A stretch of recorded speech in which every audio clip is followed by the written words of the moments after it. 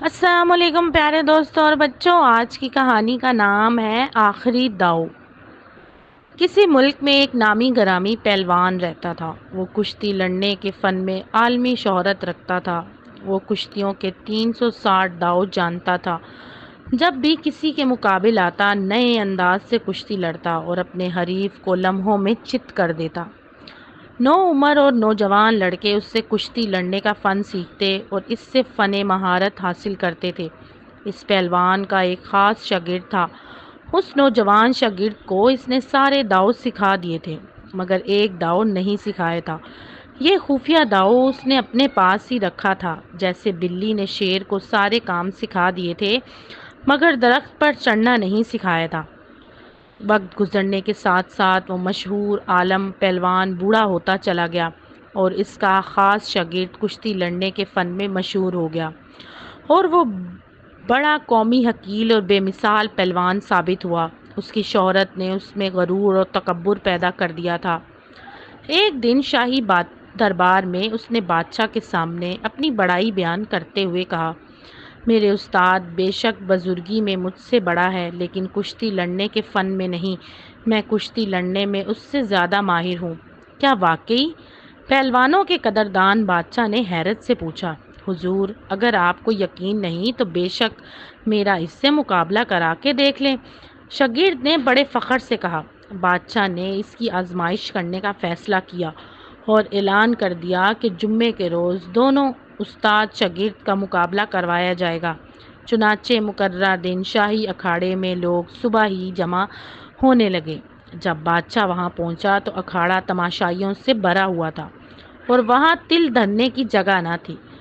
چنانچہ جن لوگوں کو نیچے جگہ نہ ملی، وہ اکھاڑے کے آس پاس کے درختوں اور مکانوں کی چھتوں پر چڑھ کر دیکھنے لگے۔ بادشاہ اپنے مصاحبوں کے ساتھ بلند چبوترے پر کرسی نشین تھا۔ بادشاہ نے حکم دیا کہ مقابلہ شروع کیا جائے۔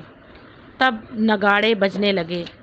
ڈھول نگاڑوں کی آواز پر جوان شاگرد مست ہاتھی کے ساتھ جھومتا اور ٹکڑیاں کرتا ہوا اکھاڑے میں اترا، اور اس طرح جم کر کھڑا ہو گیا جیسے اس کے سامنے پہاڑ بھی آیا تو وہ پہاڑ کو اکھاڑ پھینکے گا۔ بوڑھا استاد اس سے مقابلے کے لیے اکھاڑے میں آیا تو لوگ سوچنے لگے کہ یہ ناتواں بوڑھا استاد اپنے دیو حکیل اور جوان شاگرد کا کیسے مقابلہ کرے گا۔ طاقتور شاگرد تو اسے لمحے میں چت کر دے گا۔ پھر استاد اور شاگرد میں کشتی شروع ہوئی۔ استاد نے دیکھا کہ اس کا شاگرد طاقت میں اس سے زیادہ ہے، تو اس نے وہی داؤ استعمال کیا جو شاگرد کو نہ بتایا تھا اور اپنے ہی پاس رکھا تھا۔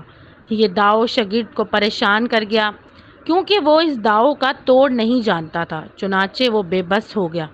استاد نے اسے اپنے داؤ کے ذریعے شاگرد کے پاؤں زمین سے اس طرح اکھاڑے جیسے کسی پودے کو جڑ سے اکھاڑا جاتا ہے، اور اٹھا کر زمین پہ ایسے پٹخا شاگرد اپنا دفاع نہ کر سکا، اور استاد اسے چت کر کے اس کے سینے پر چڑھ بیٹھا۔ استاد کی فتح پر اکھاڑا تحسین و آفرین کے نعروں سے گونج اٹھا۔ بادشاہ نے استاد کو خلت اور انعام و اکرام سے نوازا۔ پھر شاگرد پہلوان کو ملامت کرتے ہوئے کہا، لعنت ہے تمہاری شاہ زوری پر، استاد کا مقابلہ کرنے پر آمادہ ہوئے۔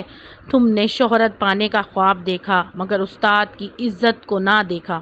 ارے تم تو کہتے تھے کہ استاد کو لمحوں میں چت کر دو گے، اور تم اس سے زیادہ طاقتور ہو۔ عالیجا، میں نے جو کچھ آپ سے عرض کیا تھا وہ بھی درست تھا، اور حضور جو ارشاد فرما رہے ہیں وہ بھی 100% سچ ہے۔ شاگرد نے جواب دیا، لیکن میری شکست کی وجہ یہ ہے کہ اس نے ایک داؤ مجھے نہیں سکھایا تھا، اور وہ مجھ سے خفیہ رکھا تھا، ورنہ استاد طاقت میں مجھ سے زیادہ نہ تھا۔ بس وہی داؤ اس کی فتح اور میری شکست کا باعث بنا۔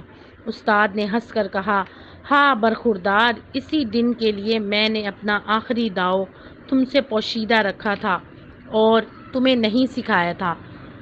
داناؤں کا قول ہے کہ دوست کو اتنا طاقتور مت بناؤ کہ جب وہ تم سے دشمنی کرے تو تم کچھ نہ کر سکو۔ جو جھوٹا اور بے ادب اپنے بزرگوں سے لڑتا ہے، قدرت اسے ایسا گراتی ہے کہ پھر وہ کبھی نہیں اٹھ سکتا۔ ایسے نادان شاگرد کو تیر اندازی مت سکھاؤ کہ وہ تمہیں ہی اپنے تیر کا نشانہ بنا ڈالے۔